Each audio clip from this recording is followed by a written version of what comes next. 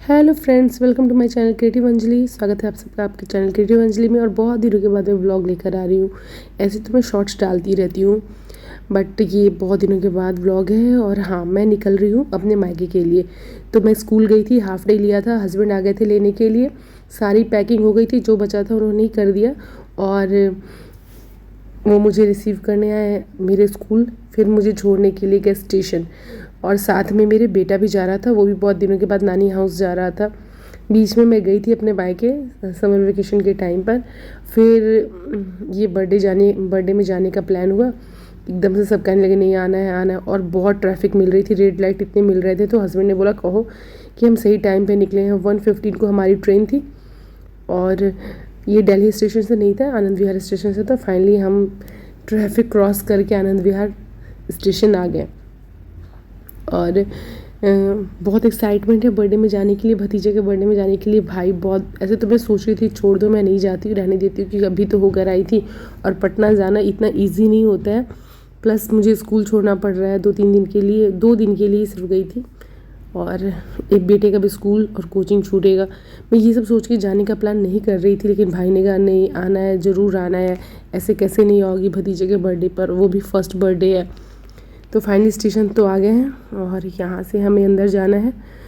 और बात भी यही थी कि मतलब जिस दिन जाना था उस दिन मॉर्निंग में 4 बजे पहुँचना है मुझे, फिर पार्टी इंजॉय करके दूसरे दिन फिर निकल जाना है, बस ऐसे ही करना था। तो थकान भी बहुत होने वाली थी। हस्बैंड ने पहले बोला कि तुम चली जाओगी स्टेशन पे, फिर उन्होंने बोला चलो मैं छोड़ कर आ जाता हूँ। और जाने के पहले हमने प्लान किया था कि सब लोग एक जैसी मेहंदी लगवाएंगे, तो सब अपने अपने जहाँ जो रहते हैं वहीं से हमें मेहंदी लगवा कर आना था।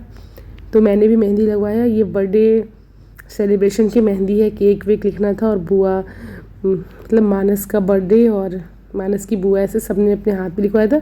अपनी अपनी जगह पे सबने मेहंदी लगवा लिया। और ये पहले का क्लिप था जो मैंने ऐड कर दिया। और फाइनली हमारी ट्रेन निकल पड़ी है। विक्रमशिला थी जो 1:15 को खुलती है आनंद विहार से, और ये पहुंचाने की टाइम होती है, पटना अराइवल टाइमिंग होती है इसकी 2:30। बट फ्रेंड्स, ये मैं ट्रेन में बैठ गई थी, मतलब यूँ ही टिकट मिल ही गया था हमें विक्रमशिला में। नहीं तो कि हम विक्रमशिला से तो ज़्यादातर जाते नहीं हैं, बट बहुत इमरजेंसी में टिकट लेनी पड़ी थी, तो विक्रमशिला की टिकट मिल गई। मैंने बोला चलो जाना है, बस किसी तरह से चले जाए। और ट्रेन ने अपनी रफ्तार पकड़ ली। और हाँ, ये 2:30 पटना अराइवल है इसकी टाइमिंग, बट 2:30 हम पहुँचे नहीं थे, हम 3 o'clock को पहुँचे थे। पापा ने बोला था मैं स्टेशन लेने आऊँगा गाड़ी लेकर के। और ये देखो, यहाँ से हनुमान मंदिर दिखता है, पटना हनुमान मंदिर बिल्कुल स्टेशन पर ही है, और बहुत सुंदर। सुबह सुबह इतना अच्छा दिख रहा था, बिल्कुल स्टेशन खाली था। और हम लोग वेट कर रहे थे मेसी के नाना जी का। मेसी मेरे साथ फ़न वाली बातें करता, मम्मा ऐसे यहाँ देखो वो है ये है वहाँ से कोई प्लेन वगैरह जा रहा था, तो मुझे मजाक मजाक में कह रहा था कि मम्मा ये देखो ऐसे कर लो। और फाइनली हम लोग निकल गए, पापा आ गए लेने के लिए।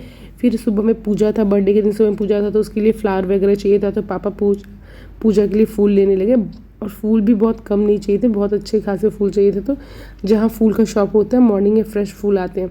फिर मम्मी यहाँ हमें कान्हा जी के कपड़े लेकर आई थी, कौन सा पहनाऊँ। फिर हमने अपने भतीजे के साथ कुछ शूट वगैरह किया। उसके बाद 6:30 या 7 o'clock से पूजा की तैयारी हो गई, और पूजा तभी से स्टार्ट हो गया।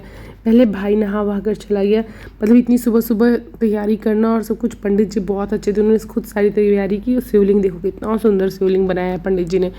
तो सबसे पहले भाई पूजा पर जाकर बैठ गया, और उसके बाद भाभी ने भी बात लिया। उसके बाद वो भी गई, मतलब इसमें बिल्कुल फ्रेश होकर नए कपड़े पहन कर जाना होता है। तो भाभी गई। मेरी छोटी बहन को भी ये पूजा करना था, रुद्राभिषेक था, तो उसे भी करना था। वो भी, उसने भी बोला कि हाँ मैं फास्ट में रहूँगी, मैं भी करूँगी। तो सारे रिचुअल सभी भाई के साथ ही हो रहे हैं। और फ्रेंड्स, ये रुद्राभिषेक पंडित जी ने इतना अच्छा कराया था, इतना अच्छा पूजा कराया था, मतलब मैं ऐसे लग रहा था मन में कि एक देख के लगता है कि मैं भी कभी कराऊंगी रुद्राभिषेक। इस घर में कुछ फंक्शन हो, पूजा पाठ हो, तो इतना घर में चहल पहल मच जाता है और इतना लेट होने लगता है। फाइनली यहाँ प्रिया भी नहा कर आ गई, और वो भी पूजा पे बैठ गई भाई।